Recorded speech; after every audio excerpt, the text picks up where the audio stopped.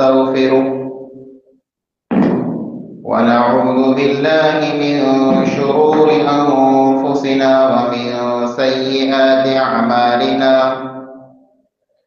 من يهده الله فلا مضل له ومن يضلل فلا هادي له وأشهد أن لا إله إلا الله وحده لا شريك له وأشهد أن محمدا عبده ورسوله أما بعد فإن خير الحديث كتاب الله وخير الهدي هدي محمد صلى الله عليه وسلم وشر الأمور محدثاتها وكل محدثة بدعة وكل بدعة ضلالة وكل ضلالة في النار.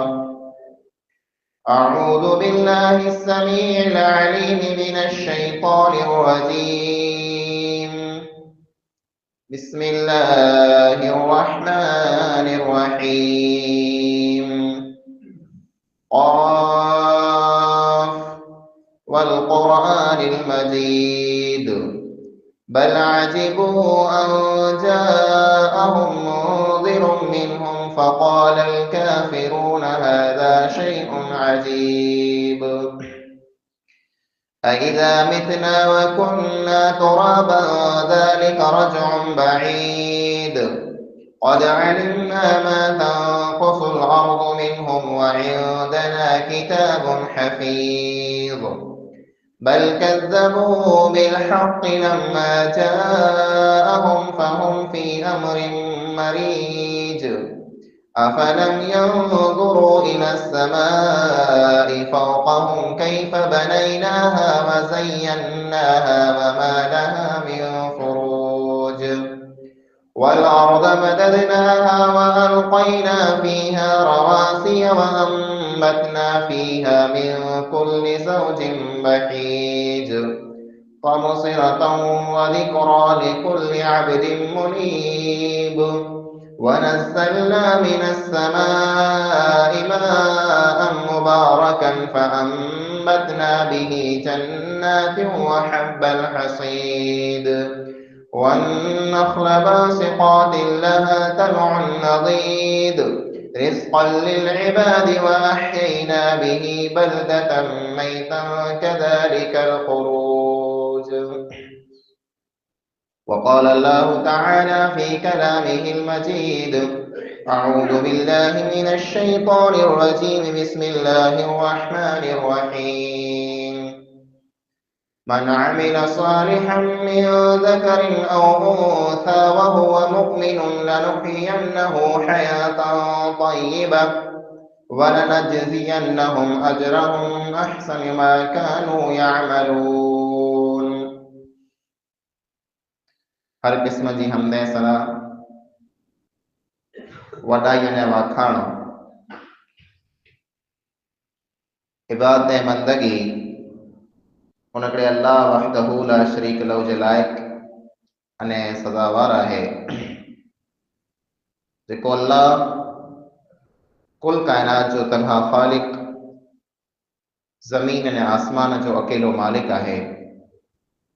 अल्लाह ताला जी मुख्तसर हमद खां बाद बेशुमार ऐं लातादाद दुरूद ऐं सलाम नाज़िल थिए अमूमन तमाम अंबिया अलैहिमुस्सलातु वस्सलाम मथे ख़ुसूसन पांजे आखिरी पैगंबर जनाब मुहम्मद मुस्तफ़ा अहमद मुश्तबा सल्लल्लाहु अलैहि वसल्लम मथे अल्लाहुम्मा सल्लि अला मुहम्मद व अला आलि मुहम्मद कमा सल्लैत अला इब्राहीम व अला आलि इब्राहीम इन्नका हमीदुम मजीद अल्लाहुम्मा बारिक अला मुहम्मद व अला आलि मुहम्मद कमा बारकत अला इब्राहीम व अला आलि इब्राहीम इन्नका हमीदुम मजीद। हाज़रीन जुमा, बुजुर्गों, नौजवान साथियों अने इस्लामी माओ ने भेणों, अज इन जुमे के अंदर खुतबे जो उनवान है इस्लाम में औरत जो मकाम अने जिम्मेदारियों।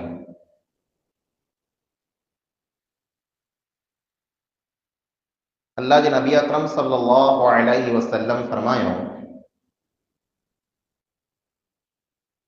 इन्नमल निसाउ शकाइकुर रिजाल। औरतूं जेको आहिनि ई मर्द जो हिस्सो आहिनि, मर्द जे बराबर आहिनि। कई अहिड़ा अमल, कई अहिड़ा कमकार जंहिंमें औरत मर्दनो पण अॻियां निकिरी वञे थी। पंहिंजे ज़हन में, पंहिंजे दिमाग़ में, दिल में अने पंहिंजे माशरे जे अंदरि इहा ॻाल्हि अची वई आहे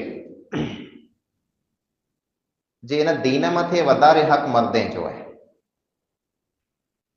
मर्द जेको आहे उहो नमाज़ पढ़े, मर्द जेको आहे मस्जिद में अचे, वो दीन जो ॻाल्हियूं सुणे, वो अमल कये, वो नेक बने।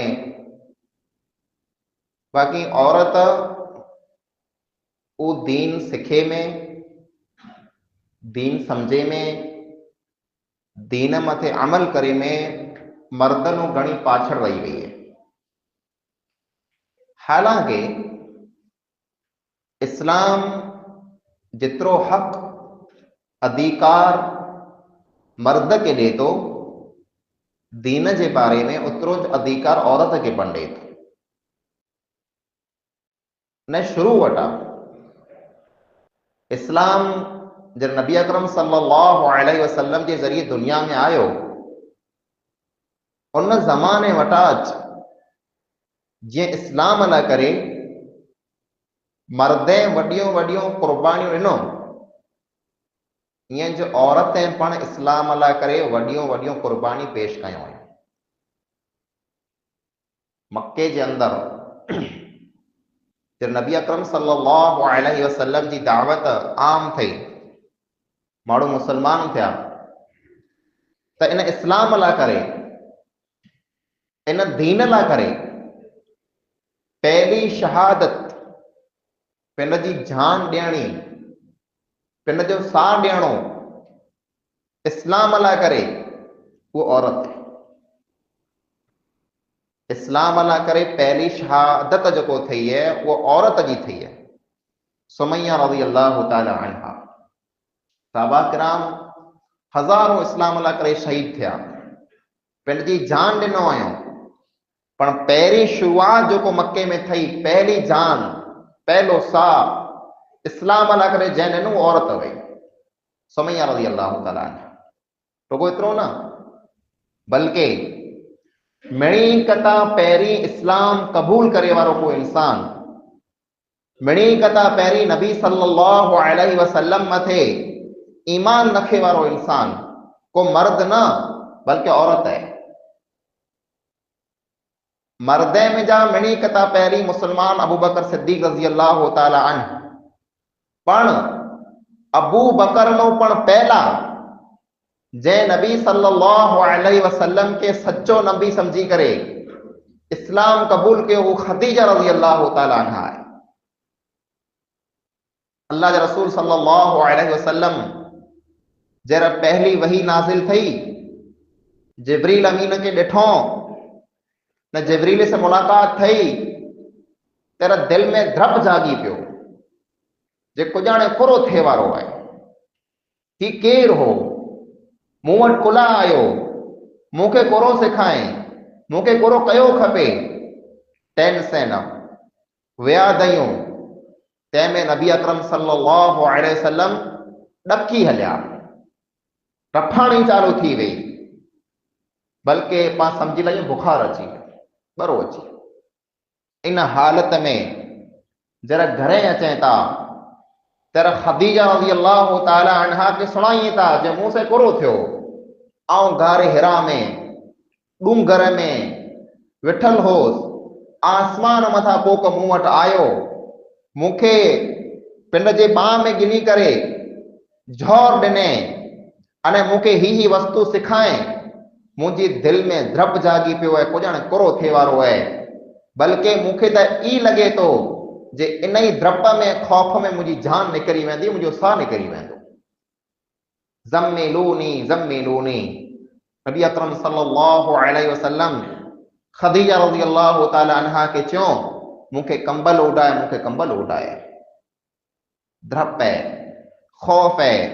नबी अकरम सल्लल्लाहु अलैहि वसल्लम अञा इस्लाम जी दावत माण्हू वटि पेश न ई कयो, तैनो पहला खदीजा रज़ियल्लाहु ताला अन्हा करो चई कल्ला वल्लाह ला युखज़ीक अल्लाहु अबदा, न हरगिज़ न, अल्लाह रब्बुल आलमीन आखे कॾहिं पण रुसवा की न कंदो, आजो नुक़सान कॾहिं पण की न थींदो, कुला की न थींदो। इन्नक लतसिलु रहिम, पहलो कारण सबब ई है ऐं रिश्तेदारी के जोड़ियो था। ॿियो सबब वतहमिलुल कल्ल, माण्हू जो भार ऐं खड़ो था। वतक़सिमुल मादूम, अने जेको माण्हू कमाए नथा सघे, मजबूर ऐं लाचार ऐं उन्हीं के कमाए ऐं खारायो था। वतक़रु ज़ैफ़, ऐं मेहमान नवाज़ी कयो था।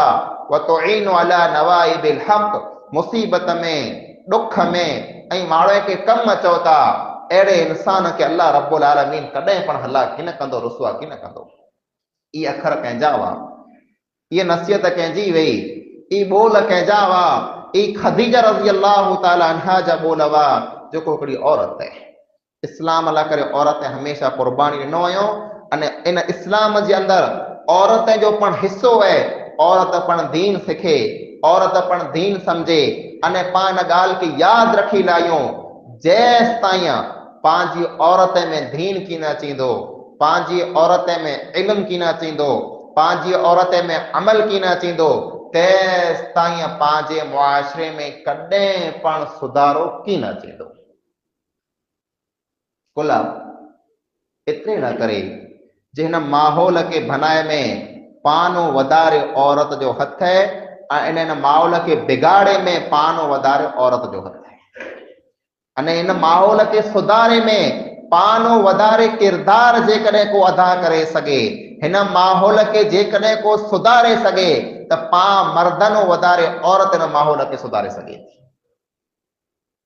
औरतूं पां ॾिसूं था अक्सर जर कंहिं ॻाल्हि मथे ज़िद कई, जी ये वस्तु मूंखे खपे, एतिरे खपे ज खपे, त मर्द उन अॻियां मजबूर थी वञे थो, अने गमे ईअं करे उहो वस्तु उन औरत वटि पुॼाणी पए थी।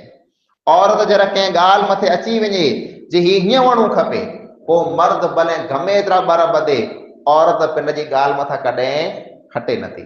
मर्द खे पाछो हटणो पए थो, औरत जी ॻाल्हि मञणी पए थी।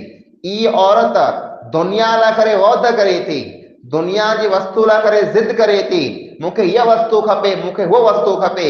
इहा जो औरत जेकॾहिं दीन मथे अची वञे, इन औरत वटि जेकॾहिं इल्म अची वञे, इन औरत वटि जेकॾहिं दीन जी सम्झ अची वञे, त दुनिया जी वस्तु लाइ करे जीअं औरत ज़िद करे थी, जीअं ॿर करे थी, जीअं वौद करे थी, अने मर्द खे मञाए थी, इहा जो औरत दीन लाइ करे वौद करे, ये जो औरत दीन ला करे जिद करे, मर्द जेकॾहिं बेनमाज़ी है तो औरत में एतिरी ताक़त आए, एतिरो बर आए, एतिरो जिद आए जे इन मर्द के ये औरत नमाज़ी बनाए छॾे। औरत करे सके थी, पण मेन प्रॉब्लम पंहिंजो ई जे जेतिरा पां पिन दीन नो दूर आहियूं, एतिरी पंहिंजी औरत इन कथा पण वधारे पंहिंजी दीन नो दूर आहे। औरत खे ना ही ख़बर दीन करो है, इस्लाम मूंखे करो ॾिने, इस्लाम मूंखे करो समझाए, इन औरत खे बिल्कुलु ख़बर नाहे। मुंहिंजा अज़ीज़ भाइरो, औरत जो इस्लाम मक़ाम अने मर्तबो एतिरो वधाए थो जे क़ुरान करीम जे अंदरि हिकिड़ी सॼी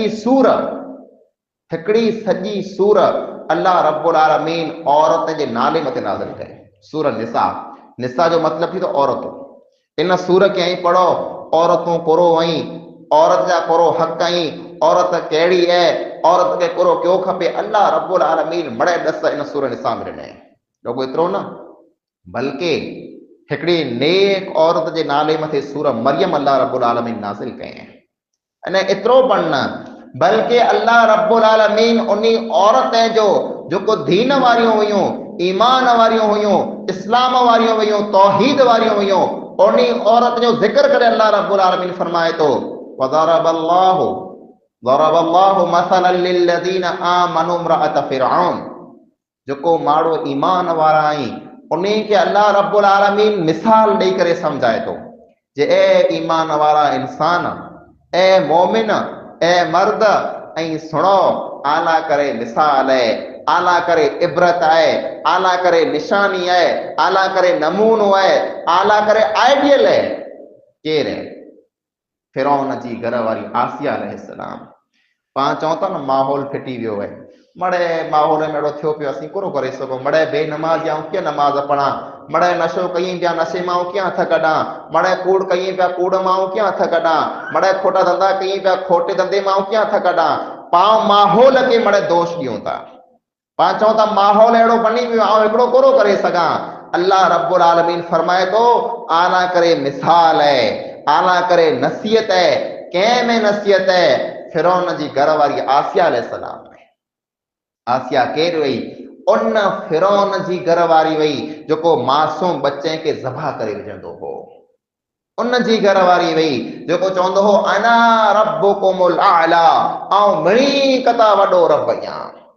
ऊ फिरौन जो ज़ालिम ने जाबिर बादशाह हो, जंहिंजे बारे में अल्लाह ताला फरमाए जी ज़ातुल उखदूद अहिड़ो इंसान हो जो हथे ने पगे ने माण्हू खे मीखो हणी पोइ सदाऊं ॾींदो हो।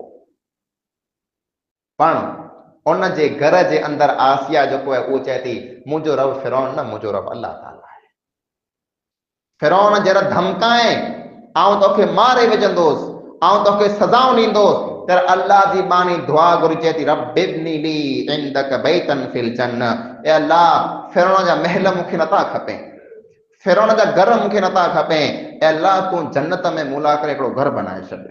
ई ईमान है, ई तौहीद है, ई अकीदो है। जंहिं इंसान में पैदा थी वञे वो मर्द वे तंहिं भले अने औरत वे तंहिं भले, कॾहिं पण उन अकीदे मां उन ईमान मां हथ की न कढी सघंदो। पण तंहिंखां पहला ख़बर हुअणी खपे जे मुंहिंजो अकीदो कोरो है, मुंहिंजो ईमान कोरो है।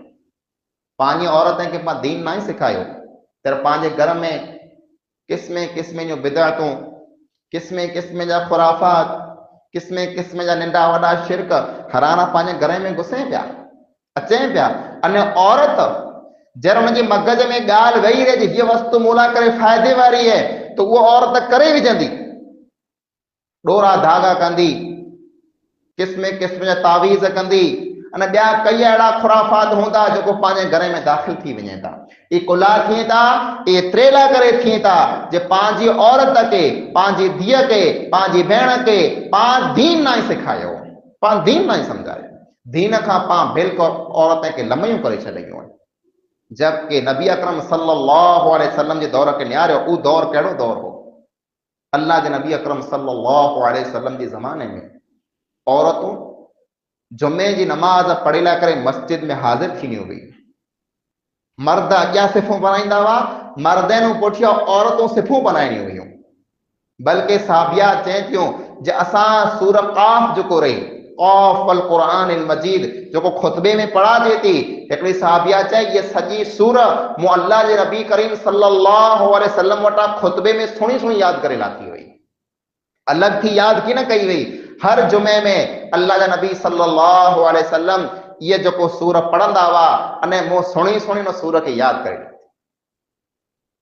ने साहबियात हिकिड़ी साहबिया आहे नालो उम्मे वरक़ा रज़ी अल्लाह ताला अन्हा, अल्लाह जे नबी अकरम सल्लल्लाहु अलैहि वसल्लम वटि अचे थी, या रसूल अल्लाह सल्लल्लाहु अलैहि वसल्लम मूंखे क़ुरान घणो यादि है, जाम क़ुरान यादि करे लाथो है, क़ुरान मूंखे यादि है, हाणे आऊं चाहियां थी जे आऊं नमाज पढ़ायां,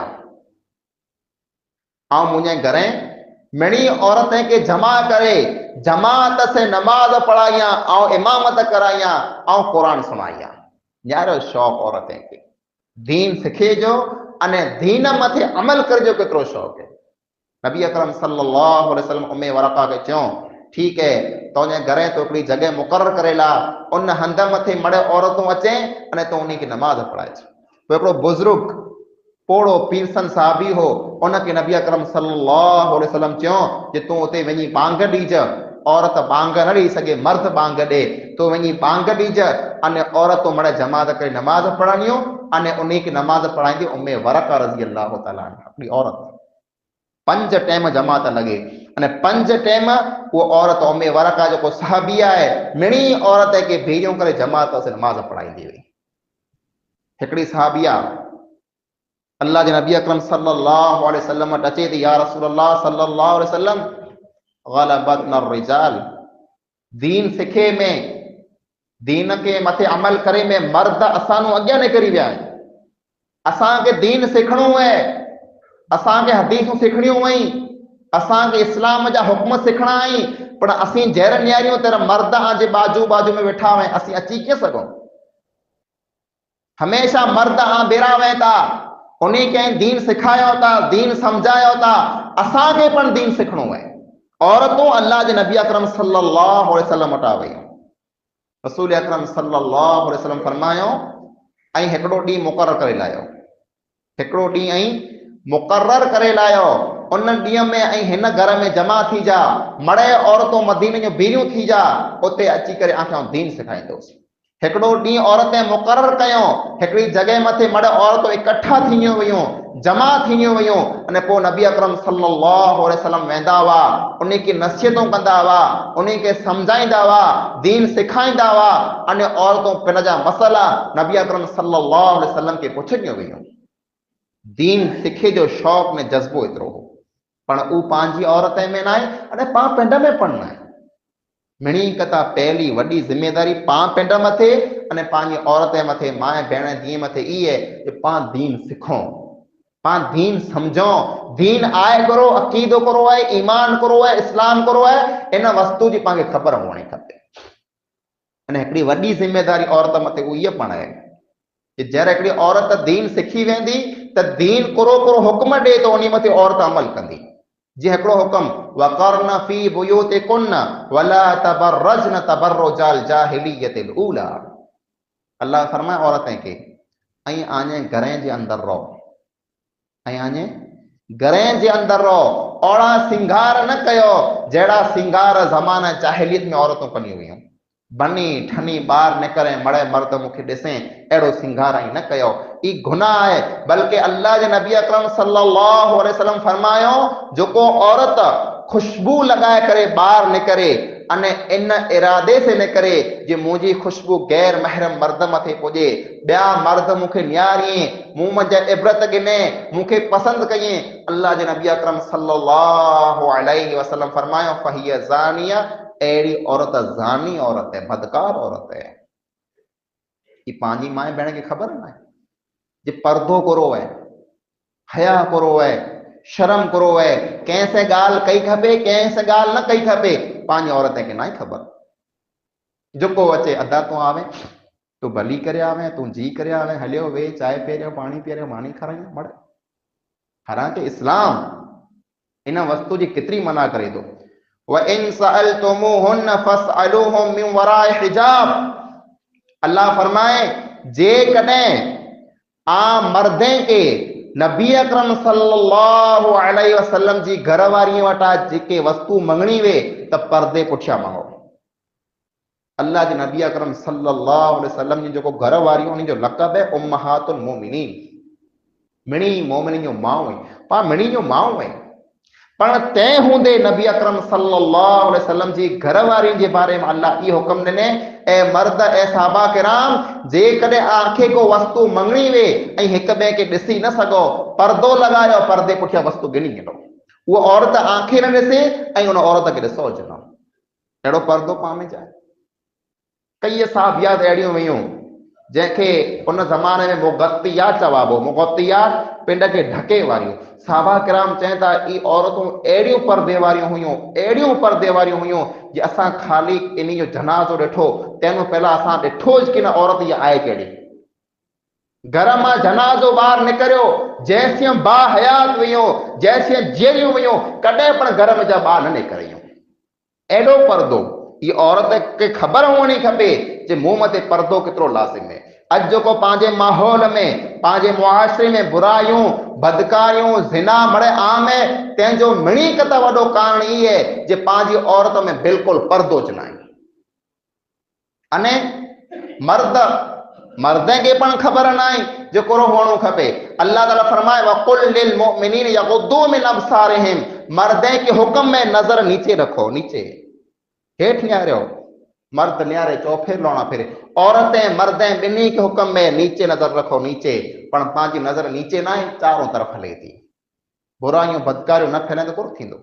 एतिरे पंहिंजी औरत के जरा पाण दीन सिखाईंदासीं, पाण दीन समझाईंदासीं, तेर इहा औरत ॾिसंदी समझंदी जे मूं मथे अल्लाह रब्बुल आलमीन केॾा केॾा हक़ रखें, केॾा फर्ज़ रखें।